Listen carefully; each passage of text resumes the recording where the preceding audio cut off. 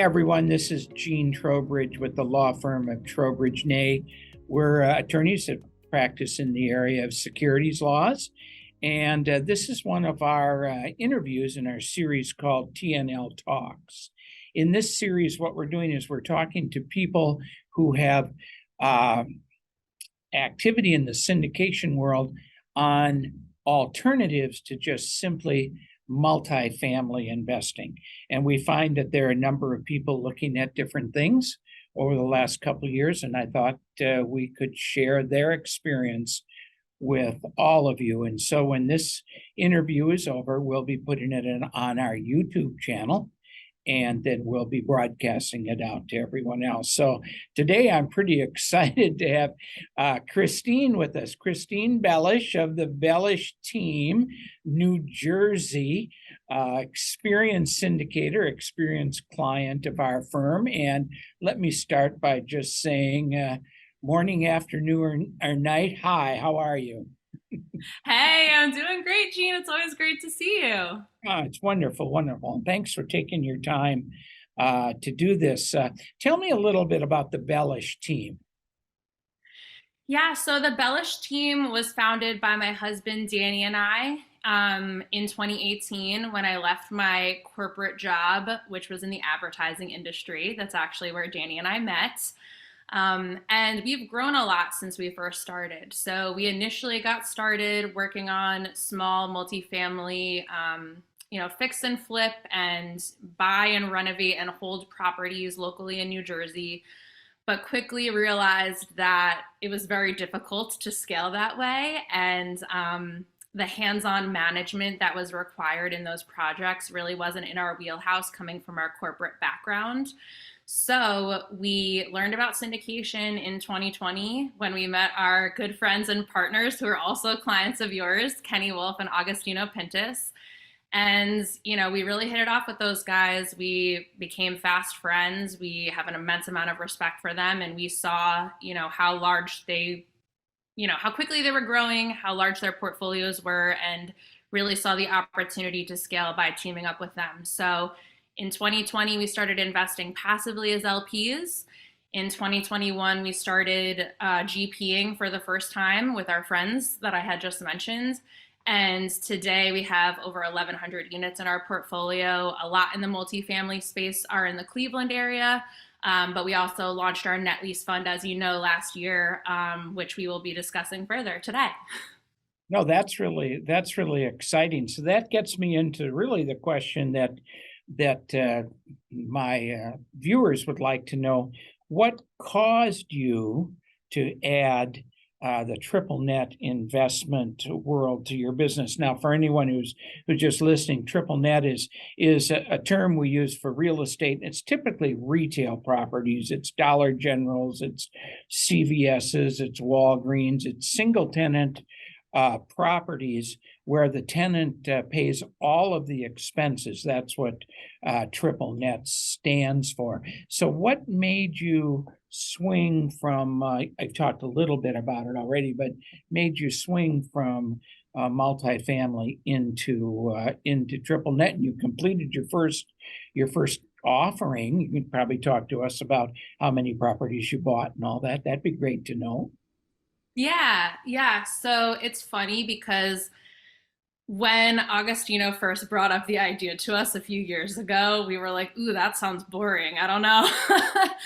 But that is exactly the reason why we love it. And that is exactly the reason why we got involved with it. Truly, the economy and the state of the economy and the state of the multifamily market, with tons of buyers flocking into that space, a lot of money being taken out of the markets and, being pushed into alternative assets, hard assets like real estate, was really driving the property values up for the multifamily properties. And Danny, my husband, and I, we are more focused on cash flow right now. We are looking to replace, our previous W-2 income with consistent and steady cash flow.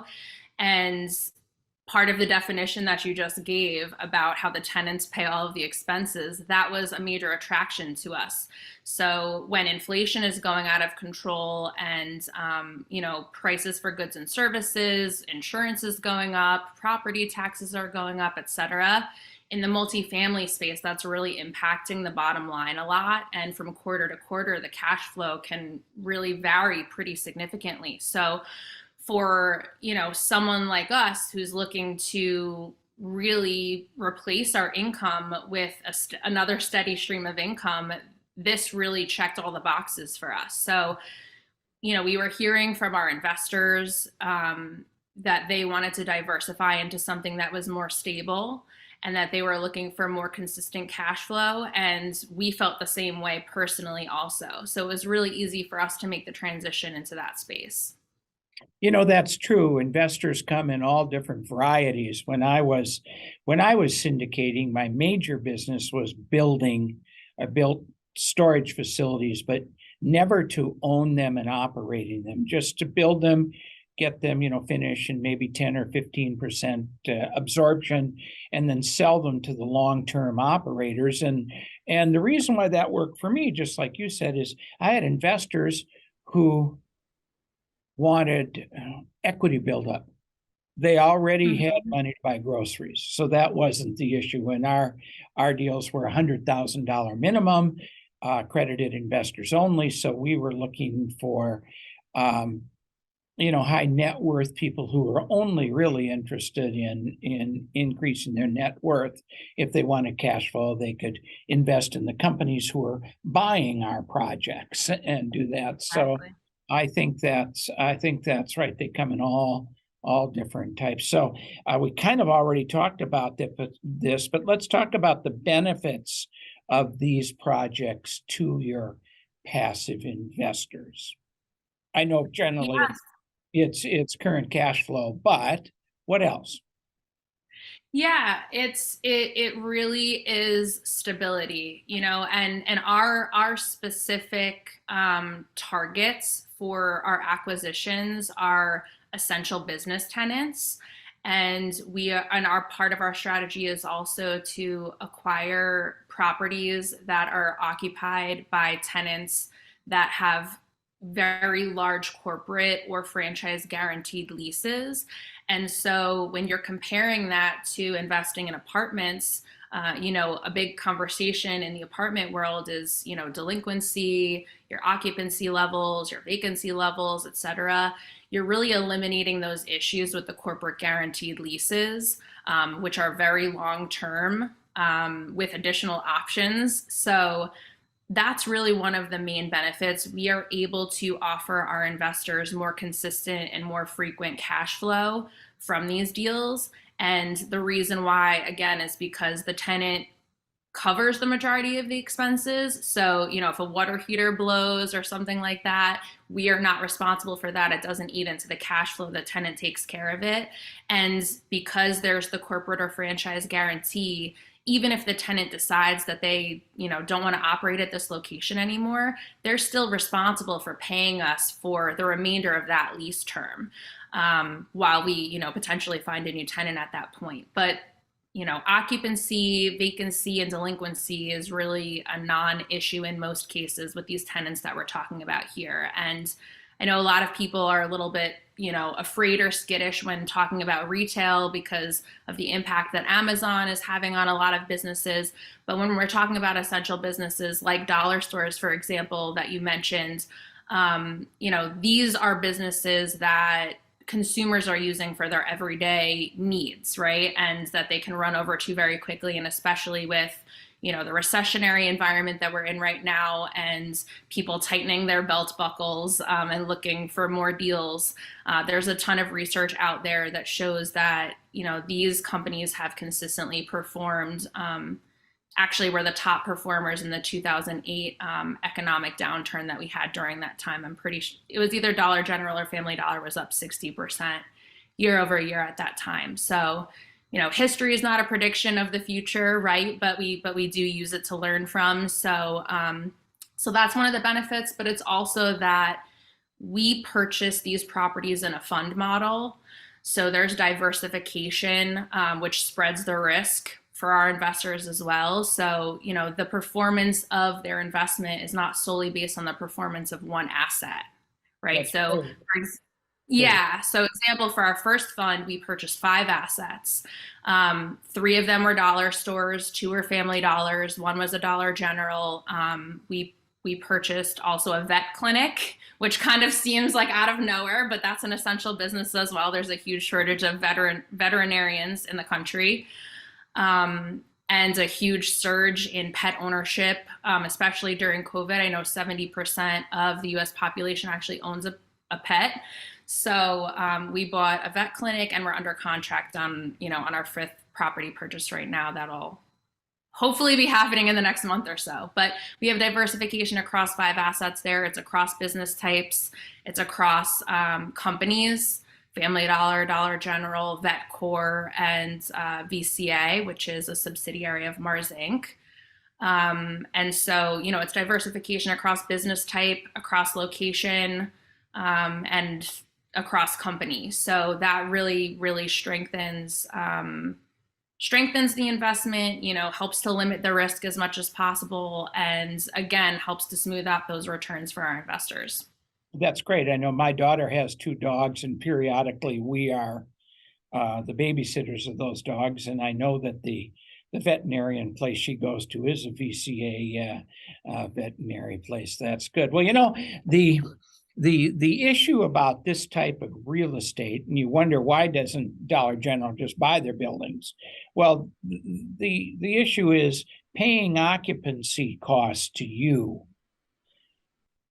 is better than taking all that money and investing it and owning the building. They can make more money on selling soft drinks and all the things that are in those stores than they do by just saving rent. There's no question about that. So they have a higher return keeping their money working in their business, which is good. And then they can go ahead and pay the rent. That's the incentive to them to do this. And typically they work with a contractor, don't they, who gets the building built, and then the contractor sells it to you, subject to the terms of the long-term lease.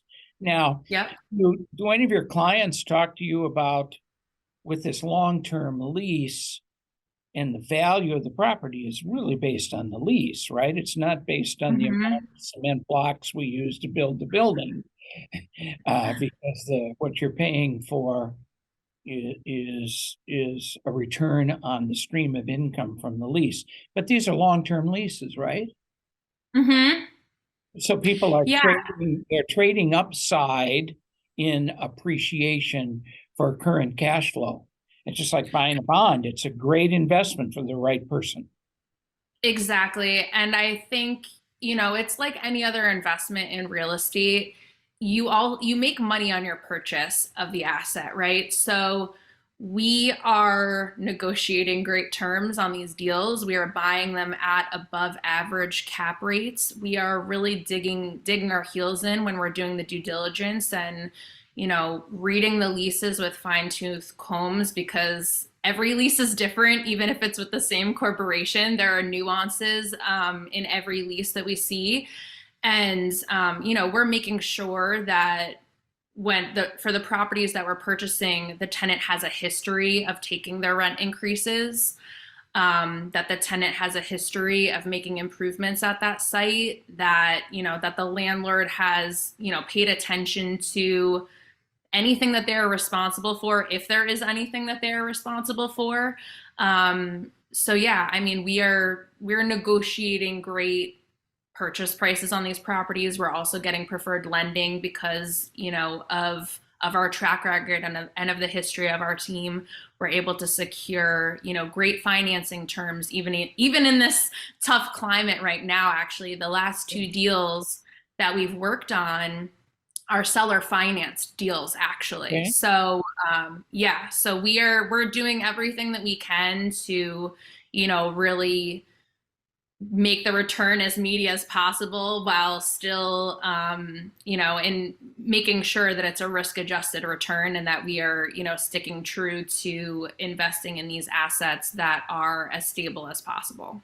Sure, and the increase in value comes through the increase in the rents. Mm-hmm. If, Exactly. if the cap rate is just plain constant, let's say, and we're probably through with cap rates going down very fast. If the cap rates are constant, then your property increases in value as your rents go up. And so it's not like there's no appreciation in a triple net property where you're buying for cash flow. It's just going to be tied to the lease more than anything. I know that's the case. Well, that's very interesting.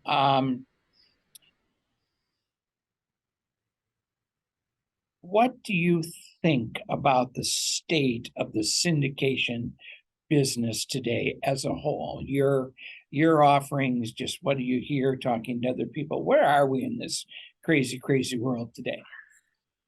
Well, that's a great way to describe it. It is a crazy world. I think that there is a ton of demand out there. I still see a lot of deals getting done despite this environment that we're in right now, but I'm not seeing the same return projections. I'll speak to the multifamily space. I'm not seeing the same return projections that I was seeing like a few years ago. The projections aren't the same, and that makes sense because property values are more expensive, the cost of labor and goods is more expensive, and that all eats into the bottom line. So when I'm evaluating deals myself and when I'm underwriting, I always try to be as conservative as possible, but I really encourage anybody out there who's evaluating a deal, whether you're a GP or an LP, to really dig into the numbers and make sure that the estimates that the operators and the team is using are really very conservative and not just optimistic.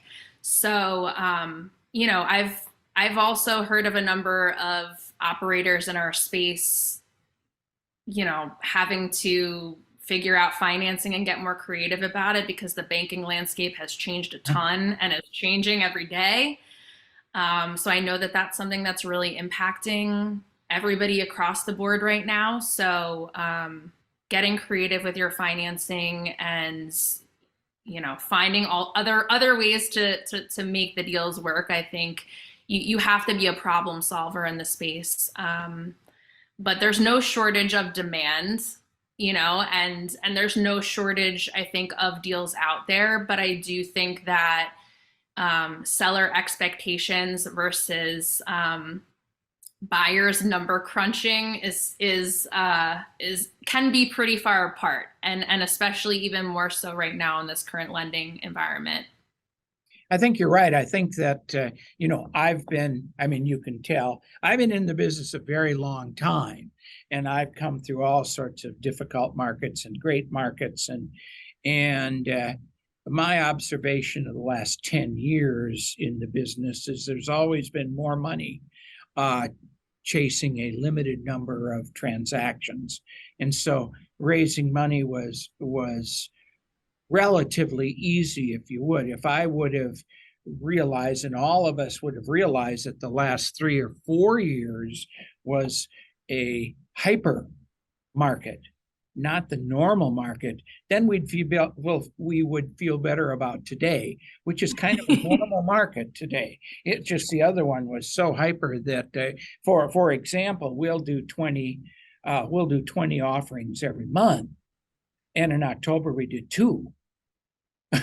And then November picked up a little bit. We're kind of back to that now. But boy, I tell you, there was a screeching halt in the number of deals that were going on during the last quarter of last year. But once again, through all the ups and downs of the syndication market, there's always been money out there to buy properties, and financing is probably how the market changes the most. I always say, if they're giving you 110% financing, what do you need to syndicate for? right? But, Right. but if they want 40% down and everyone has 10%, then you need at least 4 investors. So away we go. So financing is important. And I think the product type you're working with, those crucial industry types are always going to be able to be financed because, you talk about the investors. The investors see long-term leases, they see corporate guarantees. Well, who's the biggest investor? It's the lender. Exactly. And the lender is looking at long-term this and corporate guarantees, and they love that. The only thing that's kind of interesting about your industry that people do question is, a vacant building with a corporate guarantee is not worth as much as an occupied building with a corporate guarantee. I mean, Absolutely. you go by some of these vacant buildings and that maybe someone is paying the rent, but the weeds are growing and the parking lot is deteriorating because it's just sitting there. So you need to make sure the operators are going to continue to do it, to run the business. And as you said in one of your opening comments, if the building goes dark, we got to find a new tenant. And all these locations that are being used by the types of tenants you're dealing with are primary locations. So there's going to always be someone who wants to be in that building at that location. Curb cuts and signs, signal intersections, and all the things that make a good real estate investment are the things that the site planners and the acquisition people for all these corporations are looking for before they decide to build a building. So it's prime real estate. There's no question about it in my mind. And we do a ton of research, when we're doing our due diligence, when we're working through, deciding whether we want to make an offer on a property or not. There's so much data out there now that we can use to help guide our decision-making process, between Placer, where you can actually see like vehicles per day, and you can also see the actual traffic to these locations physically, which is tracked through people's cellular phone devices. There's a ton of information out there. We look at everything from Google reviews to, where is the nearest competitor and how is that rated in comparison to this location.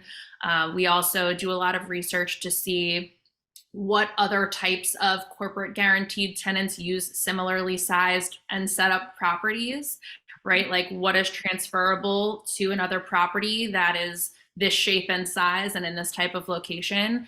So, and I think the other thing to keep in mind too is we are not mom and pop landlords, right? And it's really interesting to actually see how many mom and pop landlords do own these properties occupied by these corporate guaranteed tenants. But we view this as a business and we run this as a business, and we are on top of the lease turnovers and the lease renewals, and we operate from a very professional standpoint in making sure that we will get that notice as soon as possible, and we are constantly with our ear to the ground on making sure that we stay up to date on the latest research in the event that does inevitably happen at some point, right? Like there's going to be a point in time that comes when somebody doesn't renew, and we absolutely need to have a plan in place to deal with that and to optimize it when that time comes. That's really good. So how do you like this compared to the advertising business? Oh my gosh. You know what? It is very interesting because I thought when I was leaving that world, I didn't see the similarities when I was leaving. I thought that it was going to be totally different. But there are so many skills that translate from my corporate career to what I'm doing now. I did a lot of project management. I did a lot of client service, right? That's investor relations all day. I did a lot of negotiating on big deals and signing, big advertising contracts with clients. And I'm doing that every day, whether it's with a broker or a lender or a seller directly. There's a lot of similarities, but what I appreciate so much about being an entrepreneur is to have the flexibility on a day-to-day basis without the red tape of operating within a large corporation. And I think that you're able to be a lot more nimble and you're able to grow and change a lot faster, which I think is what's required, you know, in any business, but especially in today's landscape to continue to be successful. That's terrific. Are you surprised at the amount of people? Yeah, and I shouldn't just say people, the amount of investor interaction you have compared to what you had thought, because you thought you were going the real estate business. My experience is this is a people business, and Yeah. real estate. I mean, with triple net properties, what are you doing every day? You've got other things, but you've got 50, Right. 200 investors. Was that surprising to you? So it actually was not surprising to me because when we invested passively for the first time, it clicked in my head how much my corporate career would translate to real estate, that it really is the people business that you speak of. And I think that that's something that really has allowed Danny and I to grow so quickly, is that we have that experience in dealing with very, you know, high net worth individuals. For us in our previous careers, it was, you know, billion-dollar corporations and multi-million-dollar marketing budgets. And now, you know, we're communicating sometimes with multi-million-dollar individuals, you know, or family offices or things of the sort. But we are great at investor relations and client relations and communication and transparency. And that is really what I think has allowed us to grow so quickly from, you know, becoming an LP for the first time in 2020 to becoming a GP for the first time the next year. That's really where we were able to add value to our partners, is to bring, you know, our white glove service from our corporate careers into this real estate world, and really marry that experience to, you know, do something that we're good at, but in a different industry. So I love that part of it. That's the part that I am, you know, that I enjoy the most. Like, I wear many hats, as all entrepreneurs do, but the part that I enjoy the most is interacting with our investors. Well, I think that's a lesson that every syndicator needs to learn, is the dynamic of the investor base, because Christine, you have their money. That's what they think. You know, you don't.